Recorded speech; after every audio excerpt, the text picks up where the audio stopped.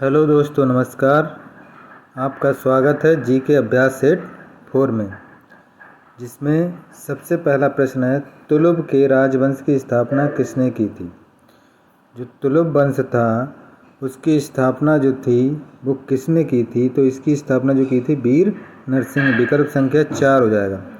तुलुब वंश जिसने अपना शासन जो था 1505 से 1570 के बीच किया था, कि स्थापना नरसा नायक के पुत्र जो थे वीर नरसिंह ने की थी। इतिहास में इसे द्वितीय बलापहार की संज्ञा दी जाती है। पहली बार भारत में आक्रमण करने वाला मुस्लिम कौन था। जो भारत पर पहली बार आक्रमण किया उस मुस्लिम का नाम क्या था। मोहम्मद बिन कासिम।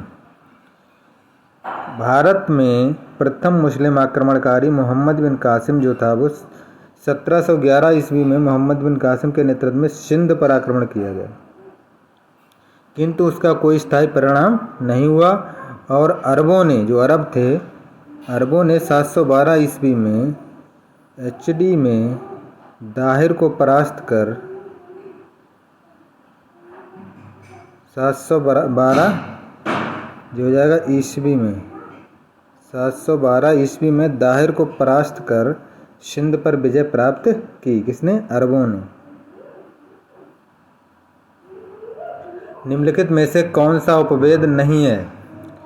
निम्नलिखित में से कौन सा उपवेद नहीं है। धनुर्वेद, शास्त्रार्थ या आयुर्वेद या योग वेद।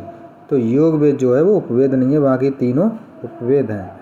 धनुर्वेद शास्त्र शास्त्र आयुर्वेद उपवेद है, जबकि योग वेद जो है वो उपवेद नहीं है। धनुर्वेद जो यजुर्वेद का उपवेद है, आयुर्वेद ऋग्वेद का उपवेद है। निम्नलिखित देशों में किस एक के देश में से भूमध्य रेखा गुजरती है। एक कौन सा ग्रुप है जहाँ से भूमध्य रेखा गुजरती है। तो इसमें विकल्प संख्या हो जाएगा 2, कोलंबिया, केनिया और इंडोनेशिया। स्थल एवं जल पर अगर दोनों को मिला दिया जाए तो भूमध्य रेखा कुल 13 देशों से होकर गुजरती है, जिनका विवरण इस प्रकार है। सबसे पहले हमारा Sao Tome Principe, Gabon, Congo गणराज्य, कांगो लोकतांत्रिक गणराज्य, Uganda, Kenya, Somalia, Maldives, Indonesia, Kiribati और इक्वाडोर। किरीबाटी के बाद है इक्वाडोर, कोलंबिया और ब्राज़ील। 13 देश हैं जहाँ से ये होकर गुजरती है। हेमिस गोम्पा नामक मठ कहाँ स्थित है। हेमिस गोम्पा जो मठ है वो हमारा लद्दाख में स्थित है। हेमिस मठ जो है जम्मू कश्मीर में लेह से लगभग 45 किलोमीटर दूर लद्दाख में एक कस्बा है जिसे हेमिस कहते हैं। यहाँ एक बड़ा तथा आकर्षक मठ है जिसे हेमिस मठ या हेमिस गोम्पा के नाम से जाना जाता है। सिंधु नदी के पश्चिम में स्थित ये मठ लगभग 12,000 फुट की ऊंचाई पर स्थित है। हेमिस मठ तिब्बती स्थापत्य शैली में बना है, जो बौद्ध जीवन एवं संस्कृति को प्रदर्शित करता है। अगला है प्रश्न संख्या 6, भारत में काजू का प्रथम परिचय किसने कराया। काजू कौन लेकर के आया। तो ये थे पुर्तगालियों ने परिचय कराया। भारतीय कृषि पुर्तगालियों की महत्वपूर्ण देन है। इसमें बहुत सारे हैं, जैसे तंबाकू, मूंगफली, आलू, लाल मिर्च, मकई, टमाटर, शकरकंद, चीकू, काजू, अमरूद, पाइनएप्पल और शरीफा आदि पुर्तगालियों द्वारा ही भारत में लाया गया। इसके अलावा भारत में पहली बार प्रिंटिंग प्रेस का प्रयोग तथा जहाज निर्माण उद्योग पुर्तगालियों की ही देन है।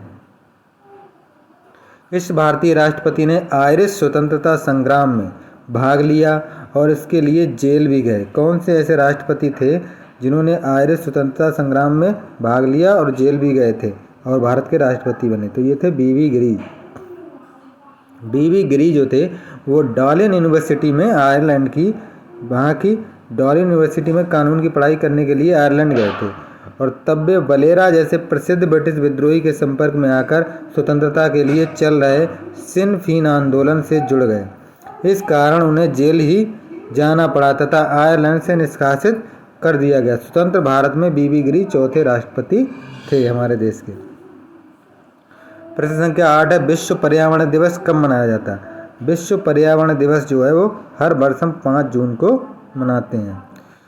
पर्यावरण प्रदूषण की समस्या पर क्या हुआ था, 1972 में संयुक्त राष्ट्र संघ ने स्टॉकहोम, स्वीडन में विश्व भर के देशों का पहला पर्यावरण सम्मेलन आयोजित किया, जिसमें विश्व के लगभग 114 देशों ने भाग लिया और पहली बार एक ही पृथ्वी का सिद्धांत मान्य किया गया। इसी सम्मेलन में संयुक्त राष्ट्र पर्यावरण कार्यक्रम UNEP का जन्म हुआ तथा प्रत्येक वर्ष 5 जून को पर्यावरण दिवस मनाने का निर्णय लिया गया।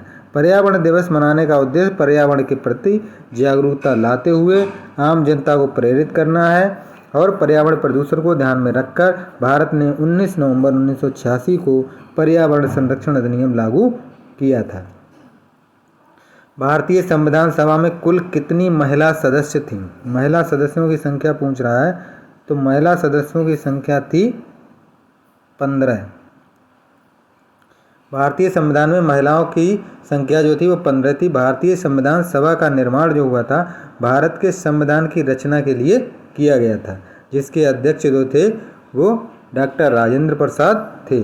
संविधान सभा की कार्रवाई जो थी 13 दिसंबर सन 1946 ईस्वी को जवाहरलाल नेहरू द्वारा पेश किए गए उद्देश्य प्रस्ताव से प्रारंभ हुई, जिसका महत्वपूर्ण हिस्सा बाद में हमारे संविधान की उद्देशिका या प्रस्तावना बना।